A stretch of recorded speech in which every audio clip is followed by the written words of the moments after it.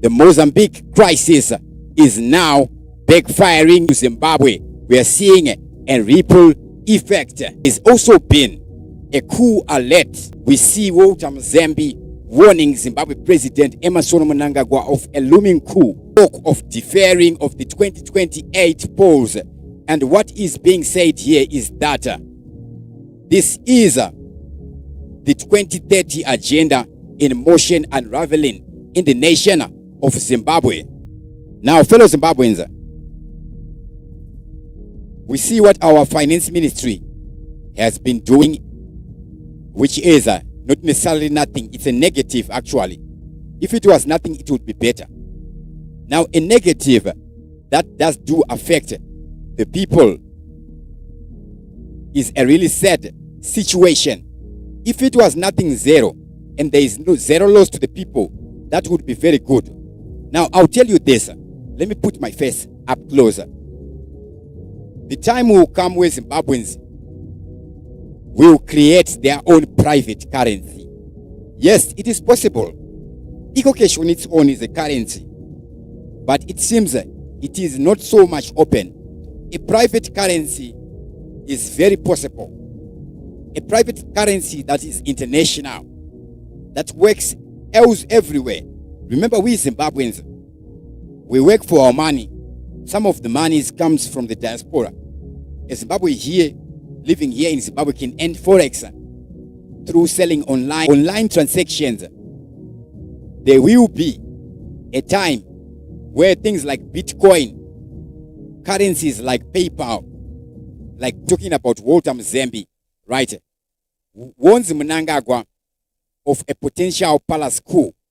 How real is this threat of a coup?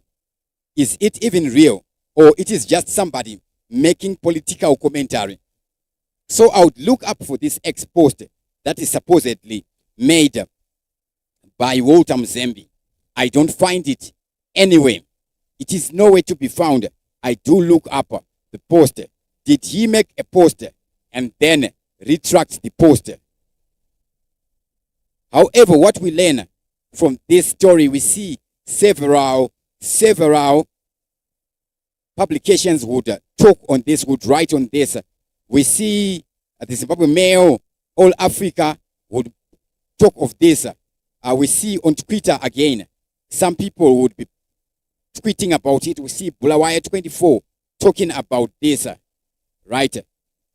About this. So we see there's warnings issued. Walter Mozambique, former Foreign Affairs Minister of Zimbabwe, has alerted the President Mnangagwa about a potential coup brewing within his own party, ZANU-PF. Then he makes a comparison to Robert Gabriel Mugabe. Mozambique would liken Mnangagwa's situation to that of the late Robert Gabriel Mugabe, suggesting that he is developing a superstar dictator disease marked by paranoia and belief that enemies are everywhere. Political dynamics. He claims that ZANU-PF members are currently supporting Mnangagwa, may be plotting against him as he cracks down on perceived threats. Then he makes a criticism on leadership. Mozambique criticized Mnangagwa for being surrounded by dishonest advisors who create false narratives leading to irrational actions against real or imagined enemies. Then he warns against continued human rights violations, saying this could lead from backlash from his other colleagues and international community, thereby potentially isolating Mnangagwa. And when Mnangagwa is isolated, then that means there is a room for a potential coup. He calls for an awareness. Mozambique urged Mnangagwa to recognize the alleged conspiracy against him and cease operations against the populace of Zimbabwe. Then he writes on implications for governance. Mozambique's statements reflect growing concerns about the stability of Mnangagwa's government. Talking about of stability of the government of Zimbabwe, we see something that is happening. We see the Mozambique issue is now affecting business in Zimbabwe. Yes, the Mozambique situation is now affecting business in Zimbabwe. What is really happening, or rather, what has really happened? Remember, a few days ago, we saw the SADC would hold a virtual meeting where we see the likes of Samia Suluhu of Tanzania and Hakainde Hichilema of Zambia were in attendance. Right now, they would suggest, or rather they would dispatch the SADC panel of elders to deal with this Mozambique situation on site in the nation of Mozambique. Now, interesting fact about this SADC panel of elders. Who is the SADC panel of elders? So we can see showing on the screen right there. It's an image showing the SADC panel of elders. We see that among those at the SADC panel of elders is none other than Patrick Chamisa. So this image is made in the year 2022 when then President of Botswana, Mokgweetsi Masisi, would be giving these guys their appointments, right, or their selections, or whatever the documents are called. So we see this SADC panel of elders. Who is in the SADC panel of elders? We see one of those people on the SADC panel of elders is Patrick Chamisa. We see Patrick Chamisa at one point sparking controversy when there is an alleged rift between the nation of Zambia and the nation of Zimbabwe. So, some of the members of the SADC panel of elders, the current, we have Dr. Jakachaya Mrisho Kikwete, former president of Tanzania, who is the chairperson. We have Mr. Paramasivam Pillay B. Vayapuri, former vice president of the nation of Mauritius. Then we have Honorable Patrick Chamisa, former Attorney General and Minister of Justice, Legal and Parliamentary Affairs, former Finance Minister also of the nation of Zimbabwe. He is among the SADC panel of elders. Now, talking about elders, of course, does he command the respect? Does he even command the respect? Then also we have on this SADC panel of elders, there is Honorable Charles Tibone, former Minister and PEMSEC in Botswana. These are some of the members of this SADC panel of elders. Now, if we do look at this former president of Tanzania, how old is he? And how much respect does he command? We take note, we see this guy, he is 73 years old. That is an image of him showing on the screen there. So yes, we can say he is an age we can call an elder. Just before we can call him, he is too old. Just at that age, just before somebody can be said to be too old. Network error, bear with me. Now, what is happening in the nation of Mozambique that is affecting Zimbabwe so much? Let's go on to that. Bear with me as the network keeps on playing and playing and playing and playing. This is actually very, very sad here. So I did do look into this SADC panel of elders, trying to find out what are their past achievements. What has the SADC panel of elders achieved before? There isn't really any notable achievements by this SADC panel of elders. These guys didn't really do anything. They haven't really made any achievements, which is a real concern that we are seeing happening. Right. Big up to everybody who's watching us live right now. To those watching us live, you can write your comments in the top chat or in the super chat. That's how I can get to see your names, so I can give you my shout outs. Anyways, let's jump into the Mozambique. Caught up in a bit of a pickle, and not the delicious kind that you would find in a jar. Mozambique crisis, the gift that keeps giving. So here is the scope. Mozambique has been experiencing some serious civil unrest since those so contentious elections back in October. You know, the kind of unrest that makes you wish you had invested in a good pair of earbuds instead of stocks. And who is feeling the hit? That is right, Zimbabwe. They on Mozambique's Bay report for coffee, like I rely on coffee to get me going through the days. Andrew Kanambura, spokesperson for the NRZ. Is the NRZ even still there? Is it functioning? He would say that disruptions have led to increased transportation costs and delayed shipments. Let me tell you, if I had $1 for every time someone told me their transportation cost went up, I would be able to afford a one-way ticket out of this economic mess.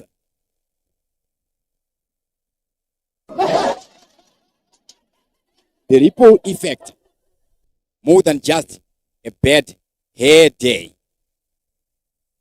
Now, it's not just Zimbabwe feeling the pinch. Zambia and Malawi are also getting caught in this traffic jam of chaos. It's like a regional game of hot potato, but instead of potatoes, we have got fuel and grain. When your grain is stuck in traffic, you know it's going to be a long night for dinner plans.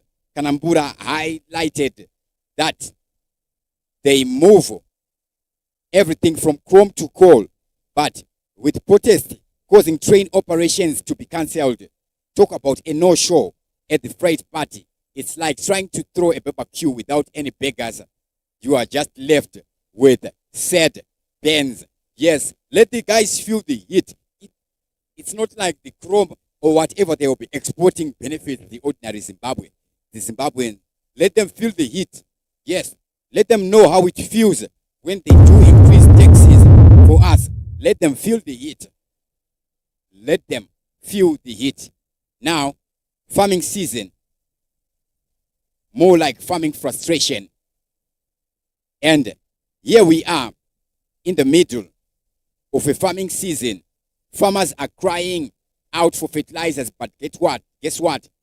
The movement of these fertilizers has slowed down faster than any New Year's resolution. So if you see farmers wandering around looking confused, it's probably because they can't find any fertilizer or their sanity. SADC virtual meeting of minds. We see the SADC meeting and there is a call for a collective action. We see the SADC panel of elders will be dispatched to the nation of Mozambique.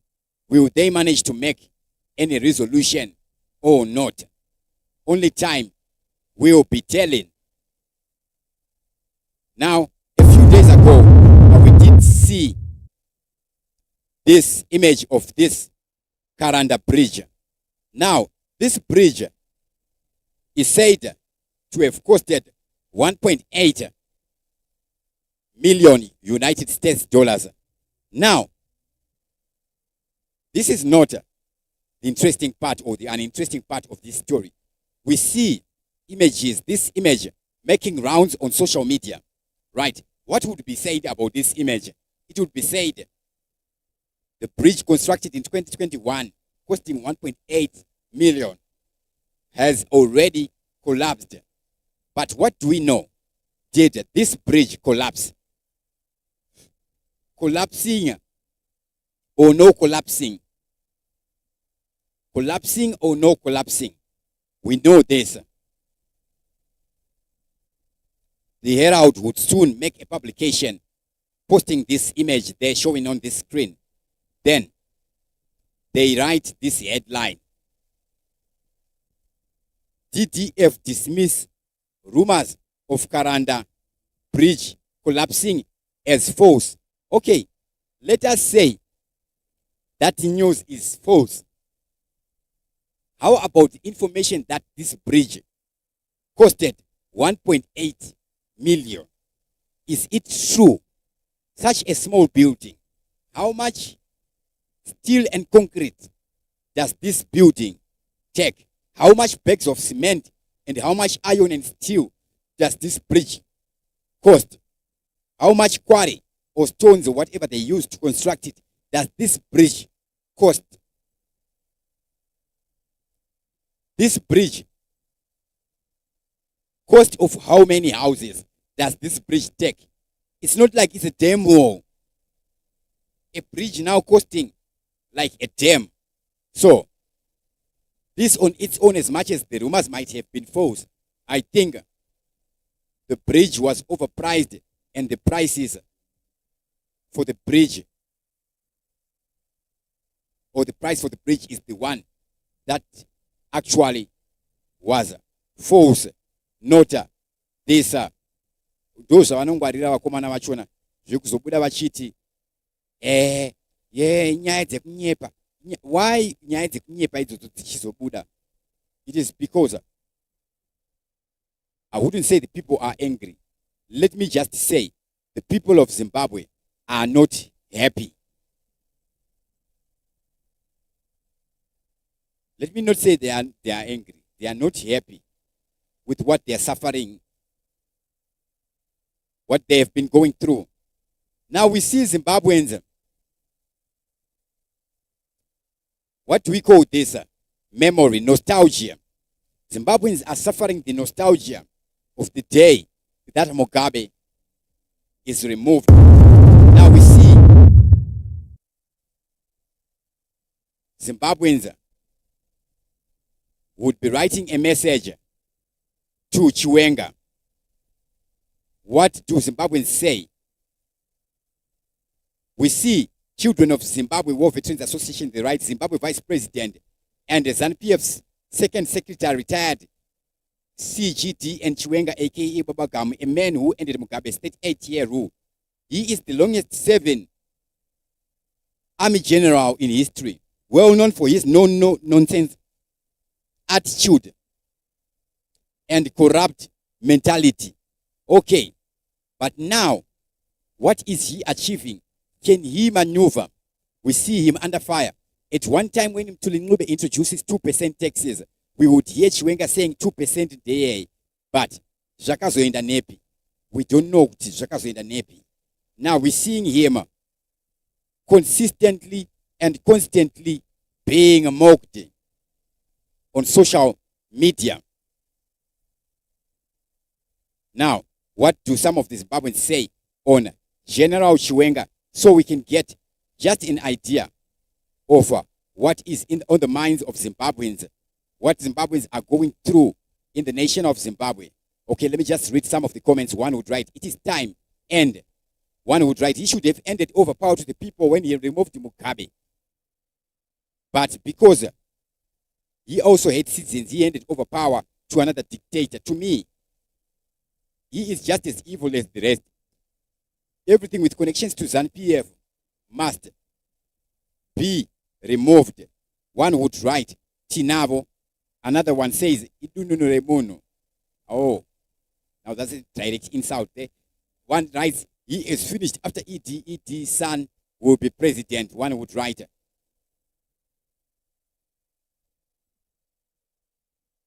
Then one posts an image of Ibrahim Traore, and he says, "This could have been you, but you gave away power.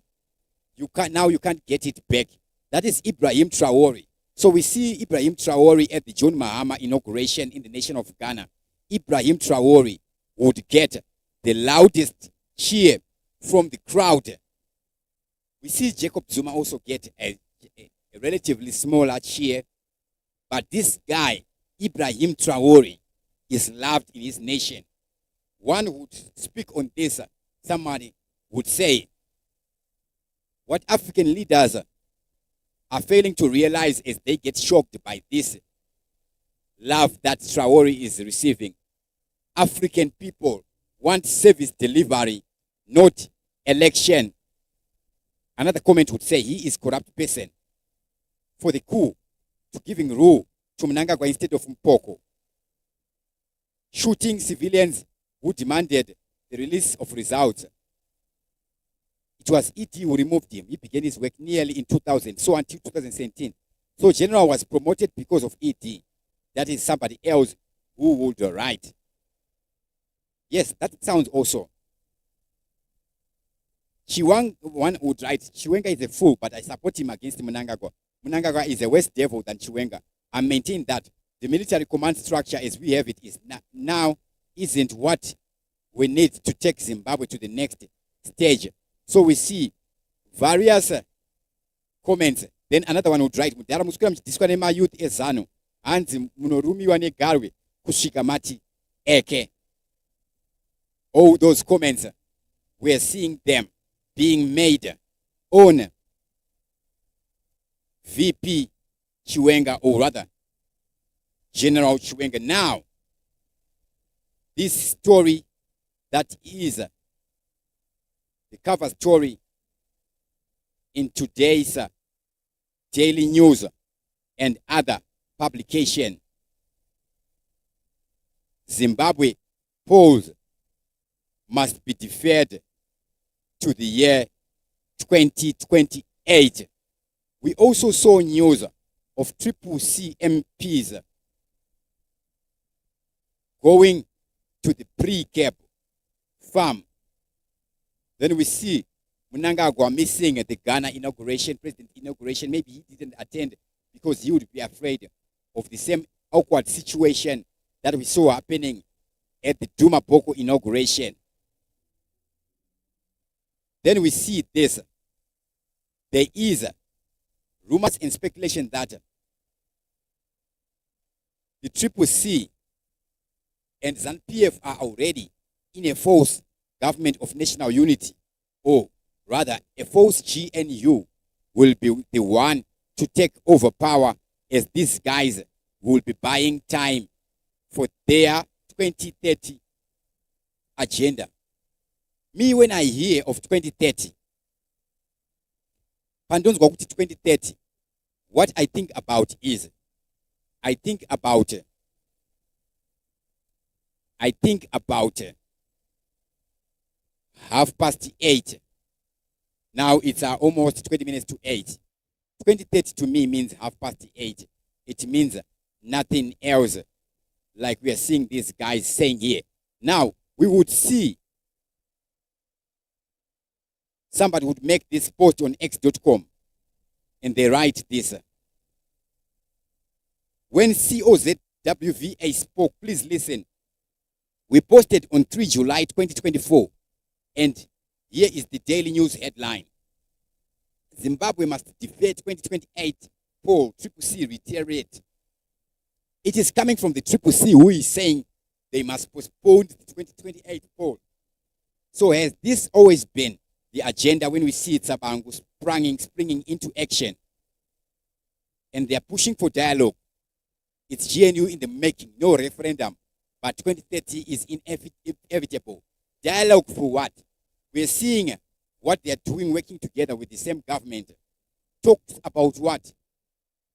Why are not they working in parliament? Why are they demolishing people's homes? Why are they messing up Lake Chivero? What achievements have they made so far since getting into power? Then we see another again. This says, time will come for Zimbabweans to stand up and reject the fake GNU between ED and some Triple C rebels with motives to postpone election in 2030. This will be the biggest betrayal ever. Leaders must respect the constitution and the people of Zimbabwe. Sell out Manyangira Yaona. Those will be others who will be speaking on this. That's what we are seeing happening here. Now, Nelson Chamisa is criticized for abandoning the Triple C. Now, let me give you a scenario. I want you to picture this. I want you to picture this. If Nelson Chamisa had remained in the Triple C, he would have been murdered. He would have been killed. And if Nelson Chamisa had been killed while still in the Triple C, the Triple C would maintain the power of Nelson Chamisa's name. So when he leaves it, the Triple C is now a non-entity. It cannot stand any election. It cannot win even against ZANU PF in the next election that is coming in 2028. Not there 2030, 8:30 talk. His life was at risk. They could kill him for power. And if they had murdered Nelson Chamisa while he's still in the Triple C, it would maintain his name. Just like we see MDC do maintain its power just because Morgan Tsvangirai had died still in the MDC alliance. However, the MDC alliance will be destroyed. Then we see the Triple C is destroyed. But the point is, I can't really put it to words, but if you get it, you do get it. It's all about getting it. If you don't get it, it's okay. This is, in fact, all about getting it. Enough respect to everybody who was watching us live right about now.